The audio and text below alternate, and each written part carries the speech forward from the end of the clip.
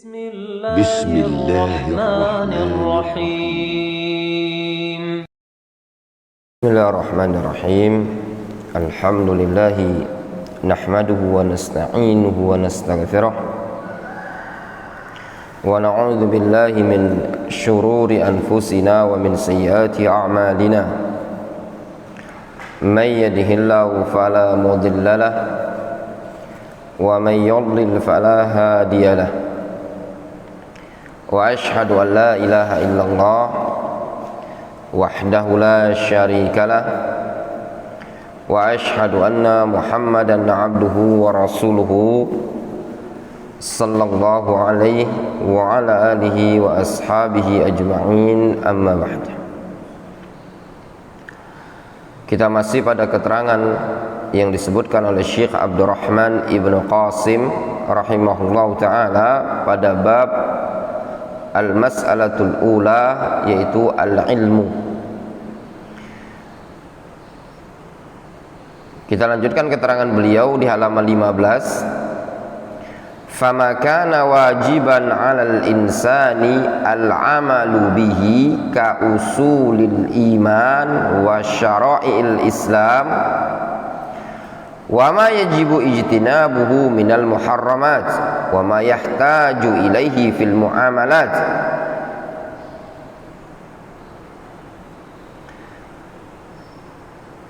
Wa nahwi dzalik mimma la yatimmul wajibu illa bihi fahuwa wajibun alaihi al-ilmu bihi. Kata Syekh rahimahullahu ta'ala, beliau mengatakan, fama kana wajiban 'alal insan al-'amalu bihi, maka segala sesuatu yang wajib bagi seseorang untuk dia beramal dengannya, seperti usul al-iman, seperti syariat-syariat Islam, serta segala sesuatu yang wajib dia jauhi dari perkara-perkara yang haram, dan segala sesuatu yang dia butuhkan dalam urusan bab muamalah dan yang semisal itu, mimma la yatimmul wajibu illa bihi fahuwa wajib alaihi al-ilmu bihi, dan yang semisal itu dari perkara-perkara yang tidak akan sempurna suatu kewajiban melainkan dengan perkara tadi. Apa kata beliau? Fahuwa wajibun alaihi al-ilmu bihi, maka kata beliau wajib bagi dia untuk mengilmuinya, sehingga segala sesuatu yang sifatnya wajib untuk diamalkan, seperti usul al-iman, seperti tentang syariat-syariat Islam, serta perkara-perkara yang wajib untuk dijauhi dari perkara-perkara yang haram, perkara-perkara yang dia butuhkan dalam bab muamalah, serta segala sesuatu perkara yang tidak akan sempurna suatu kewajiban melainkan dengan perkara tersebut, maka mengilmuinya juga hukumnya wajib. Bi khilafil qadri zaid ala ma yahtaju ilaihi al-muayyan fa innahu min furudil kifayat allati idza qama biha man yakfi saqatal ismu anil bakin. Kemudian kata Syekh Abdurrahman Ibnu Qasim, berbeda dengan kadar yang zaid, kadar yang sifatnya tambahan terhadap perkara yang dia butuhkan dari perkara yang wajib tadi. Fa innahu min furudil kifayat, maka perkara tersebut dianggap sebagai perkara yang sifatnya wajib kifayah. Apa wajib kifayah tadi? Perkara yang idza qama biha man yakfi saqatal ismu anil baqin, yaitu perkara yang kalau sudah ada orang yang mengerjakannya, sudah tercukupi, terwakili oleh orang lain yang mengerjakannya, saqatal ismu anil baqin, maka gugur kewajiban dari orang lain. Summa inna talabal ilmi fima huwa fardu kifayatin afdalu min qiyamil lail wasiyamin nahar wassadaqati bidzahabi wal fiddah. Kata beliau, kemudian sesungguhnya menuntut ilmu, mencari ilmu pada perkara yang sifatnya fardu kifayah jauh lebih afdal dibandingkan qiyamul lail, jauh lebih afdal dibandingkan siyamun nahar, berpuasa di siang hari bulan Ramadan, berpuasa sunnah di siang hari, jauh lebih afdal minas sadaqah bidzahabi wal fiddah, bahkan jauh lebih afdal dibandingkan sedekah dengan emas dan perak. Itu talabul ilmi yang sifatnya apa? Fardu kifayah. Jadi jangan dianggap remeh talabul ilmi, jangan dianggap remeh mencari ilmu perkara yang sifatnya fardu kifayah. Menuntut ilmu yang sifatnya fardu kifayah jauh lebih afdal dibandingkan ibadah yang sifatnya apa? Qasirah, yang manfaatnya cuma dia sendiri yang dia dapat. Seperti apa? Qiyamul lail tadi, seperti puasa sunnah, seperti sedekah. Qala Ahmad, berkata Imam Ahmad rahimahullahu taala, ta'allumul ilmi wa ta'limuhu afdalu minal jihad wa ghairihi mimma yatatawwa'u bihi. Kata Imam Ahmad, ta'allumul ilmi, menuntut ilmu,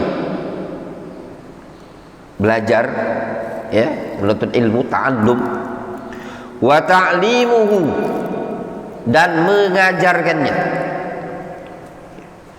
afdal minal jihad, jauh lebih afdal dibandingkan jihad, wa ghairihi, dan yang lainnya, mimma yutatawwa'u bihi, dari perkara-perkara yang dianggap sebagai tatawwu', dari perkara-perkara yang dianggap sebagai sunnah.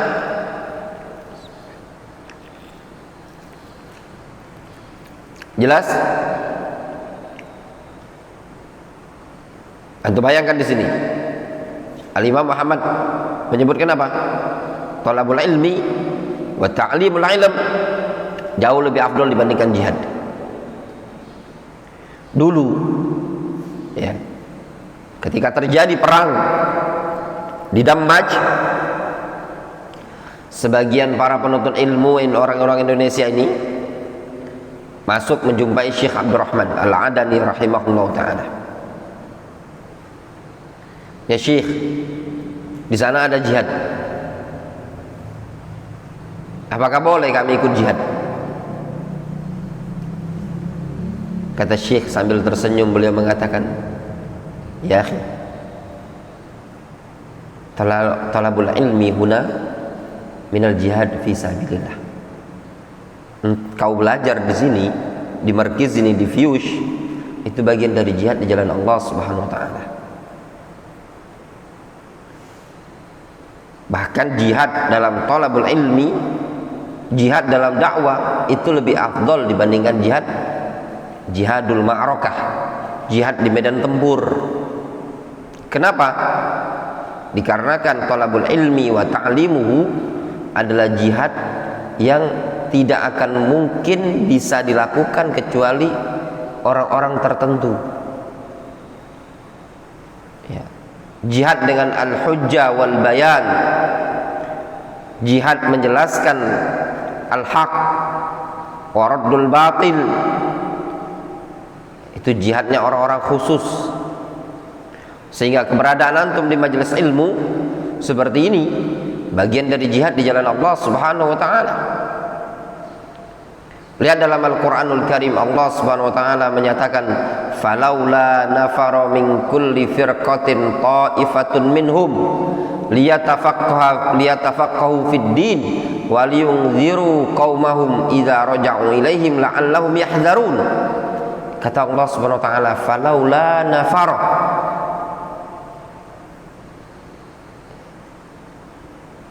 Dua kiranya ada sekelompok orang yang tidak nafar, tidak berangkat perang,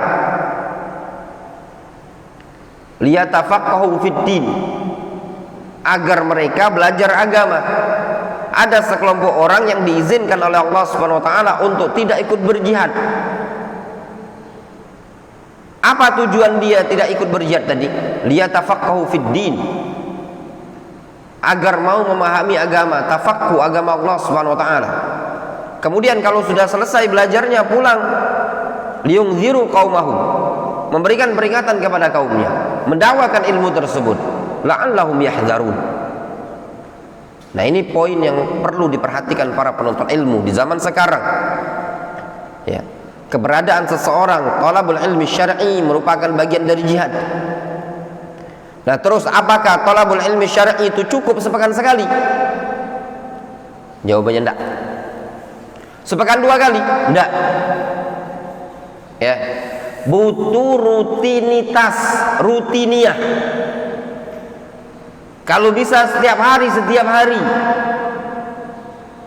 Namun kalau cuma menyukupkan sepekan sekali, itu pun kajian sepekan sekali, enggak bawa buku, jiping, ngaji kuping, tahu jiping, ngaji kuping, ya, kupingnya denger, ya. Nanti kalau udah selesai majelis ilmu, selesai pula. Yang seperti ini, thalabul ilminya dapat pahala, dapat ilmu, tapi dikit sekali. Namun thalabul ilmi yang dimaksudkan oleh para ulama, thalabul ilmi yang mudawama wal istimrar wa tadarruj, nuntut ilmu yang terus menerus kontinu, butuh kesabaran. Al-irtiqa fil ilm, antum naik dalam masalah ilmu itu butuh waktu, butuh proses. Tidak gampang. Tidak makan waktu sehari 2 hari, enggak. Butuh waktu pekanan, bulanan, tahunan bahkan untuk mencapai faham dari suatu ilmu. Jadi tidak ada istilah belajar itu sebentar. Lihat kata Imam Ahmad rahimahullah ta'ala, ta'allumul ilmi wa ta'limuhu afdalu minal jihad wa ghairihi. Belajar ilmu, mengajarkannya jauh lebih afdal dibandingkan jihad. Kenapa? Kata Syekh Abdurrahman Ibn Qasim, fa innal ilma huwal aslu wal asas wa a'zamul ibadat. Sesungguhnya ilmu tersebut adalah asal, dasar, wal asas, pondasi, wa a'zamul ibadat, serta digolongkan ibadah yang paling afdal, paling agung, paling mulia. Wa akadu furudil kifayat, serta menuntut ilmu adalah fardu kifayah yang paling wajib, lebih ditekankan. Bal bihi hayatul islami wal muslimin, bahkan dengan ilmu akan hidup Islam ini dan hidup kaum muslimin. Islam ini tegak dulu adalah dengan ilmu. Al-ilmul mawruth an khatamil anbiya, ilmu yang diwarisi dari penutup para nabi, yaitu Nabi kita Muhammad SAW, yang diambil jailan ba'da jail, dari generasi ke generasi sampai ke generasi kita di zaman sekarang ini tadi.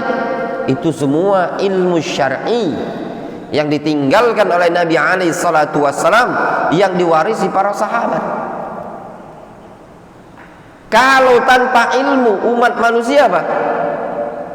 Akan hancur, akan tertata baik kehidupan umat manusia, kehidupan kaum muslimin itu dengan ilmu. Jadi kalau ada komunitas yang tidak didasari ilmu, maka komunitas tersebut lambat laun akan muncul padanya akhta, baik aqadiyah, ya, ataupun ibadah, ataupun muamalah. Itu poin penting. Dan ilmu ini para jamaah ya thalabul ilm, di zaman sekarang dianggap, dikategorikan, bisa kita katakan sebagai bentuk vaksin. Tahu untuk vaksin, Farhan? Nah, apa vaksin itu? Kalau ada vaksin itu virus tidak kena kan? Itulah vaksin. Kita ini hidup di zaman fitan, ya, al-fitan al-mudillah, di akhir zaman. Orang yang bisa selamat dari fitnah akhir zaman ini adalah orang yang memiliki ilmu.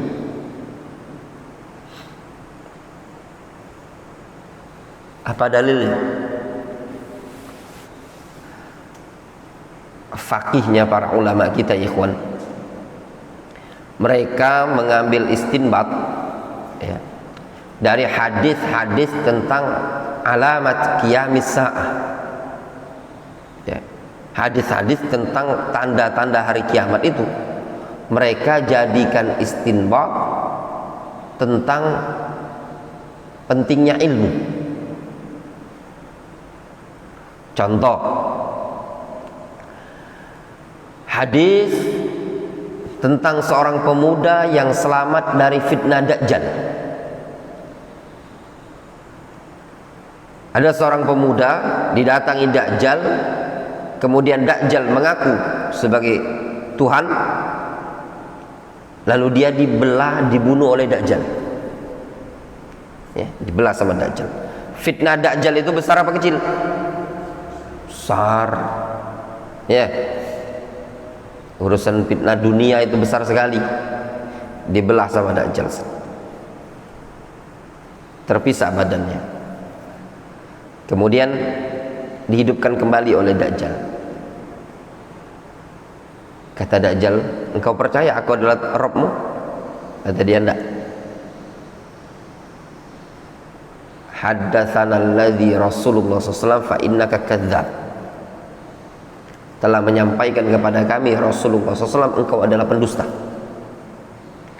Kata para ulama, masyayikh kita, ketika ngomentari hadis ini, ya, hadis ini memberikan faedah pentingnya ilmu di zamanul fitan.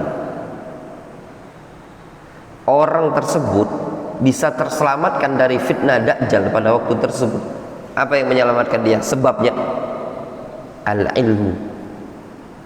Dia mengatakan haddatsana alladzi Rasulullah SAW fa innaka kadzdzab. Ini adalah sebagaimana yang dikabarkan oleh Rasul, engkau adalah pendusta. Ilmu bukan? Ilmu. Selamat dari fitnah Dajjal dengan sebab ilmu. Lihat kisah fitan al-fitnah yang terjadi di zaman dahulu. Pertikaian yang terjadi baina Ali wa Muawiyah wa baina Ali wa Aisyah radhiyallahu anhuma. Satu mujtahid mukhti, satu mujtahid musib.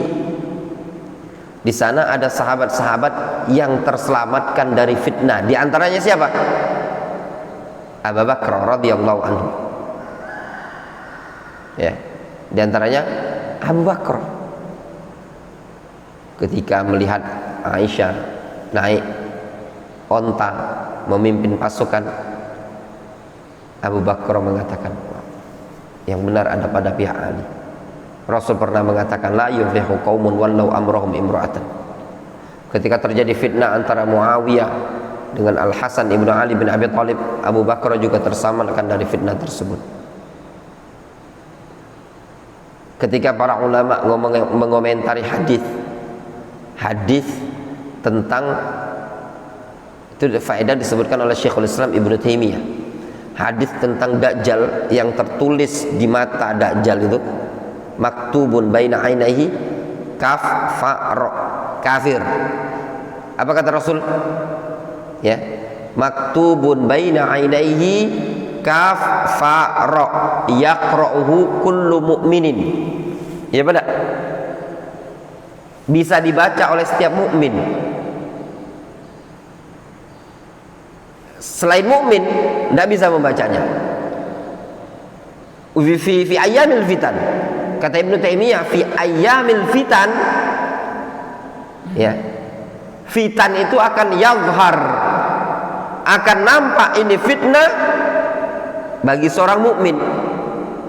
Ma la yadhhar li ghairihi, sesuatu yang tidak nampak bagi orang lain. Maknanya apa? Fitnah tersebut akan nampak ini fitnah, sesuatu yang membahayakan bagi mereka orang-orang yang berilmu. Makanya para ulama di zaman dahulu seperti Al-Imam Al-Hasan Al-Basri, beliau mengatakan, al-fitnah idza aqbalat ya'rifuha kullu alimin. Fitnah itu kalau datang yang tahu cuma setiap orang yang berilmu. Wa idza adbarat ya'rifuha kullu jahilin. Kalau sudah pergi, seluruh orang bodoh baru tahu. Sudah selesai tahu semua. Nah, di sini pentingnya apa? Al-ilmu syar'i. Ya. Kemudian kata beliau,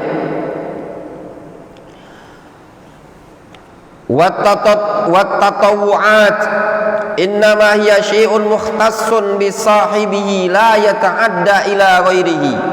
Sedangkan amalan-amalan tatawu'at, amalan-amalan yang sifatnya tatawwu', sunnah, itu cuma khusus untuk orang tersebut, orang yang ngerjakannya saja. Kalau seandainya antum sholat sunnah, puasa sunnah, qiraatul Quran, itu amalan khusus untuk antum pribadi, tidak berpengaruh kepada orang lain. Berbeda dengan talabul ilmi syar'i wa ta'limuhu. Ini adalah amalan yang muta'addi. Wa huwal mirasun nabawi wa nurul qalbi. Ilmu tersebut adalah warisan Nabi, wa nurul qalbi, dan juga cahaya yang ada dalam hati seseorang. Nah, di sini antum ya tullabal ilm, ayyuhas salafiyun, ayyuhas sunni, antum harus punya prioritas hidup. Apa prioritas hidupnya antum? Harus punya ilmu. Jadikan dirinya antum cinta dengan ilmu. Seorang talibul ilmi, ya, harus punya tabiat cinta dengan ilmu. Jangan jadikan menuntut ilmu itu seakan-akan beban, tapi jadikan kebutuhan.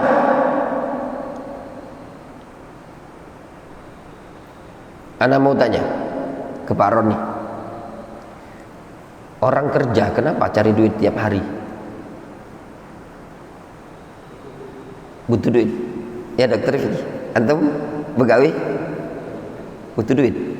Nah, kenapa orang tidak mikir kalau ilmu itu kebutuhan hidup? Sekarang gini aja, antum masuk pondok pesantren misalkan, ya, antum tujuan masuk pesantren itu ngapa sih? Hah? Cari pengalaman, cari ilmu. Nah, kalau antum mau cari ilmu, kenapa antum harus cari ilmu? Karena butuh kan? Nah, disitulah banyak dari para penuntut ilmu, nah katakan banyak dari kalangan penuntut ilmu, bahkan dari kalangan santri sekalipun, dia tidak tahu, dia tuh tidak sadar kalau dia ini butuh dengan ilmu. Orang kalau tidak sadar kalau ilmu itu kebutuhan, dia menganggap kalau belajar di pondok pesantren itu beban. Itu yang pertama.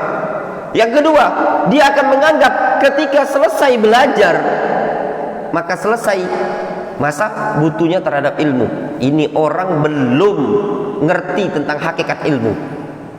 Faham? Kalau dipikir-pikir, ini anak pribadi ngomongan sama antum sarahatan, wa aqulu lakum sarahatan. Kadang jenuh ngajari antum ini. Kadang-kadang curhat sama dokter Fiki, enggak usah lah diajari, males biar. Tapi ana menganggap ilmu itu udah kebutuhan. Padahal ana punya kajian, punya. Malam jangan ditanya. Bukan kita ini pengangguran.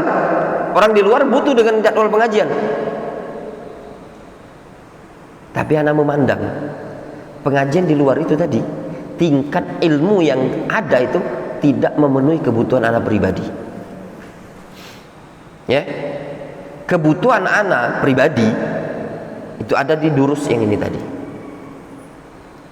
Makanya kadang jenuh-jenuh itu, kadang kesel sama antum.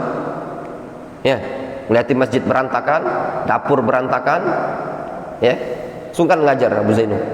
Ya, antum baik kalau masuk rumah, nyingok bini rambutnya pecah, Dragon Ball, ya nak, anak tadi lumpuran, balik ke rumah lagi sungkan deh, ya nak, rumah berantakan, sungkan, ya nak.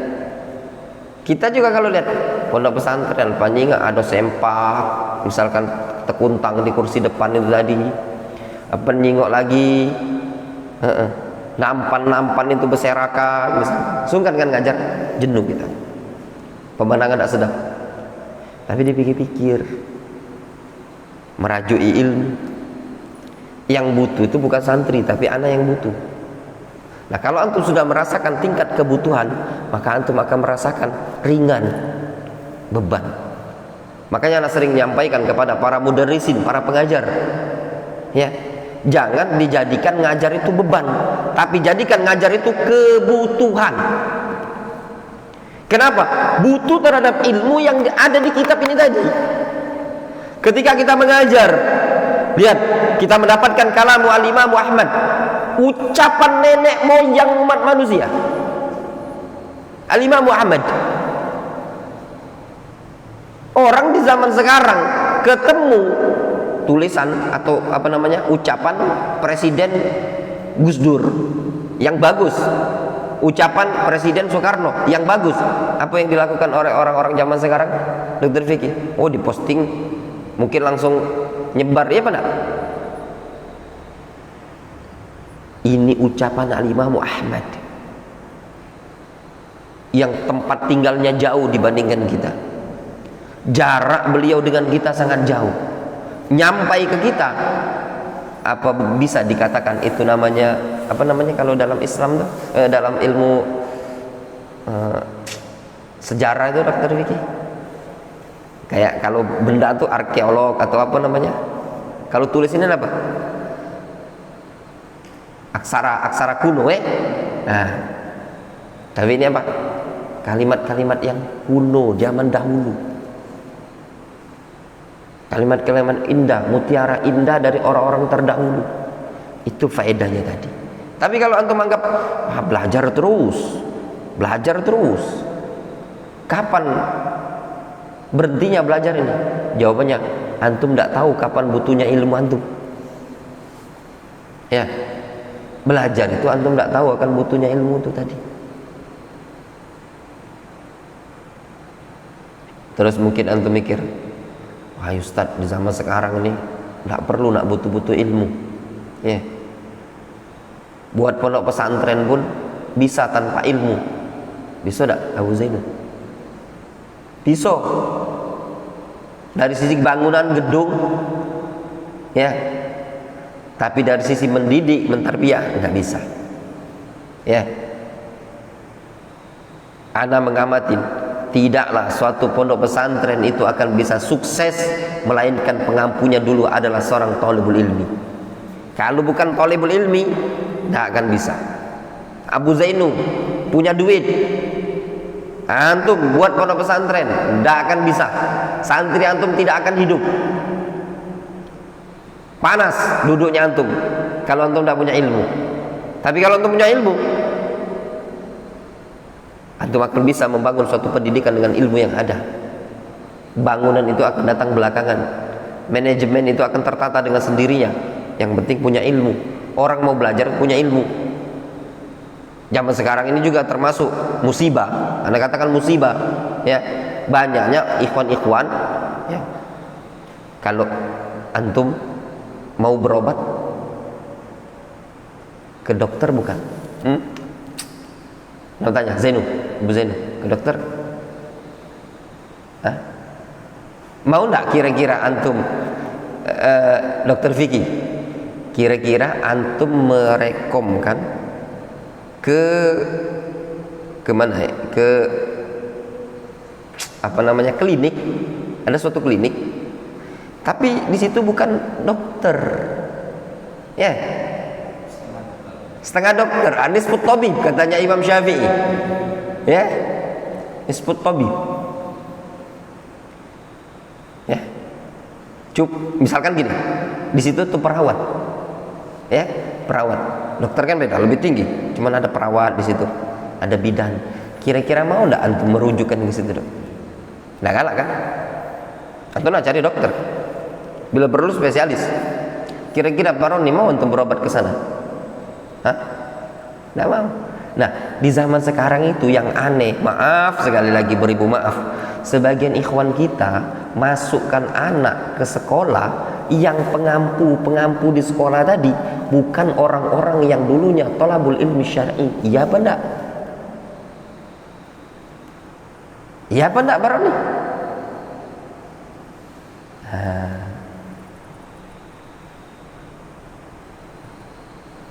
Tadi klinik tuh bagus loh, luar biasa. Ada ruangan AC-nya, ya enggak? Alatnya lengkap semua. Wah, jangan. Itu dah rumah sakit yang paling lengkap apa? Muhammad Husin ya dok. Nah, seluruh alat yang di Muhammad Husin itu punya dia di klinik ini, lengkap. Standar alatnya lengkap. Tapi dokter-dokter di situ enggak ada. Yang ini pernah kursus bekam 3 bulan, yang ini pernah mantan perawat, yang ini bidan, yang ini apa lagi selain itu, farmasi. Antum berobat di situ nyaman enggak kira-kira? Kalau anda enggak galak, cari dokter. Ya, beda ilmu dokter sama itu tadi. Sama ya ikhwan. Ya. Nah, kalau antum mau mondokkan anak, pondoklah di pondok yang memang ini ustadznya dulunya thalibul ilmi, bukan cuma sekedar asisten ustadz. Faham antum asisten ustadz? Ya, ini dulu TU di pondok pesantren, ini dulu apa? OB di pondok pesantren, ini dulu apa? Guru olahraga di pondok pesantren, ini dulu apa? Jadi kuat pondok pesantren. Berhasil nggak? Nggak akan mungkin berhasil. Tapi kalau dulunya apa? Sekian tahun dia di tahfidzul Quran, sekian tahun dia ikut program bahasa Arab, sekian tahun dia ada tadi. Walaupun dia tidak ada gelar, kalau dia ngampu pondok pesantren, insya Allah muridnya akan berkembang.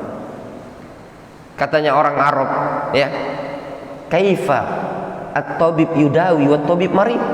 Gimana dokter mau ngobati, dokternya saja sakit? Antum gimana?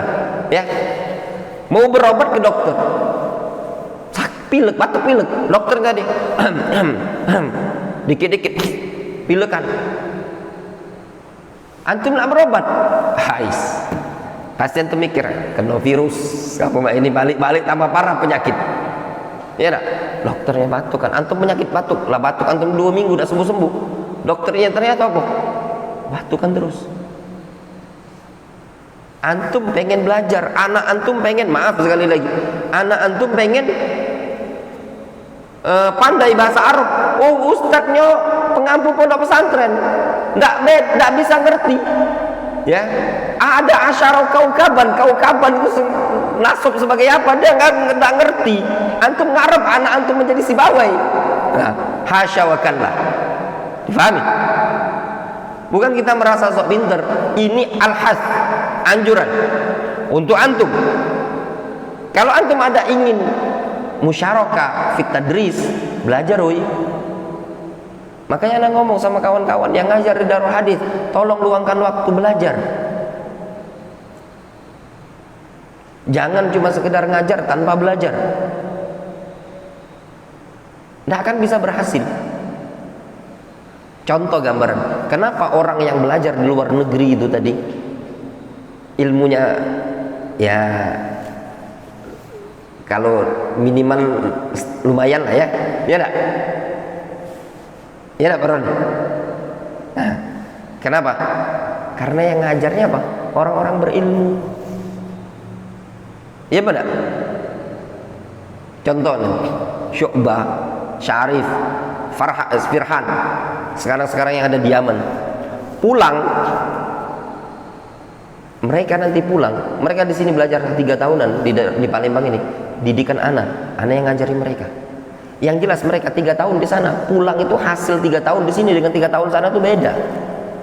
Kenapa? Karena yang didik mereka, yang ngajar mereka orang yang berilmu.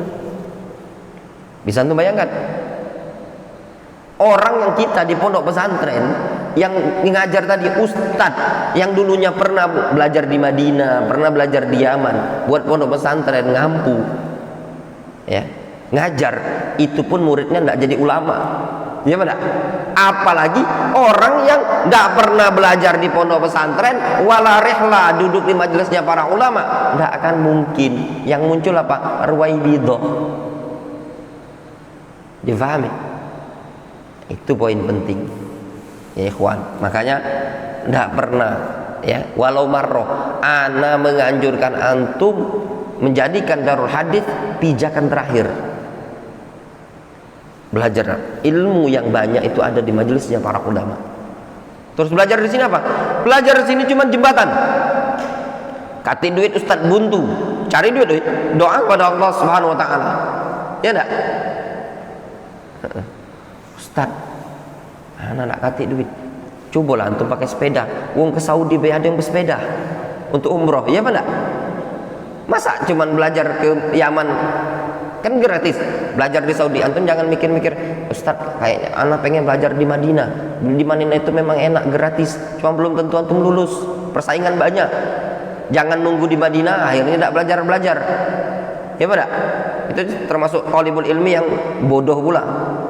Nunggu pengen belajarnya di Madinah, lulus enggak, lama-lama futur. Belajar dimanapun bisa belajar. Tak punya modal Ustadz, pakai sepeda, ontel. Nah buktinya umroh haji bersepeda kan ada kan? Masa antum ke Yaman? Atau antum nak ke Mesir atau kemana sepeda? Ya tak? Lah Imam Ahmad jalan kaki, ya kan? Kalau Imam Ahmad bisa jalan kaki, antum masa nggak bisa jalan kaki? Jalan guyuri. Siapa tahu tengah jalan ada yang kasihan, sudah naiklah mobil katanya diajak. Jangan jadikan dangkal cita-cita itu.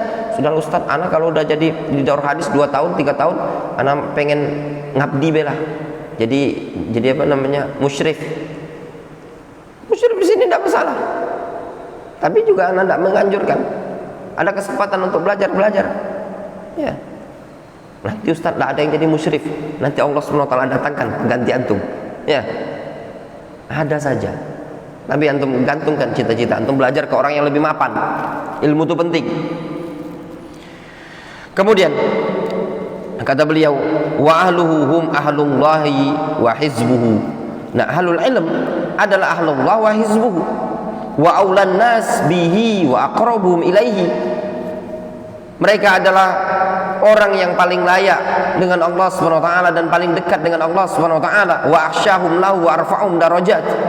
Mereka adalah orang yang paling takut kepada Allah, paling tinggi derajatnya. Siapa? Para penuntut ilmu, orang-orang yang berilmu, para ulama yang beramal dengan ilmunya tadi. Nah dari sini ayo ikhwah ya tullabul ilm, ya, antum harus betul-betul berupaya menanamkan pada diri antum cinta ilmu. Kalau ilmu tersebut sudah sudah antum tanamkan cinta terhadap ilmu, apapun antum rela akan berkorban. Ya, antum akan rela. Nikmat loh, nikmat sekali punya ilmu tuh, nikmat sekali. Yang tidak bisa dibanding-bandingkan lagi dengan dunia. Ya, bahkan sebagian ulama salaf dulu mereka mengatakan goresan lenggak-lenggoknya pena itu tadi itu lebih indah dibandingkan tarian seorang wanita. Wanita tuh kalau menari memfitnah enggak? Ya enggak? Memfitnah. Tapi katanya mereka zaman dahulu lenggak-lenggok tulisan pena itu tadi itu lebih indah. Mereka mengatakan suara goresan tinta tersebut yang tertulis di kertas itu jauh lebih indah dibandingkan lantunan-lantunan lagu seorang perempuan. Itu digambarkan orang ahlul ma'asi, ya, ahlul maksiat. Mereka kalau lihat perempuan menari, joget, nyanyi, seneng apa enggak? Seneng. Kelasnya orang awam seneng itu tadi. Itu bahagia dia, Abu Zainub. Ya enggak? Lihat perempuan joget luar biasa sambil nyanyi-nyanyi. Oh, itu tadi. Keindahan, seakan-akan dunia ini pecah nenek moyang dia. Ya benar. Tapi bagi penuntut ilmu, goyangan pena tersebut, ya enggak, dengan goresan-goresan suara tinta tertulis di kertas tadi, itu lebih indah dibandingkan tarian dan lantunan lagu bagi orang awam tersebut. Wallahu ta'ala. Masih pelajaran Bulughul Maram, kita lanjutkan Bulughul Maram.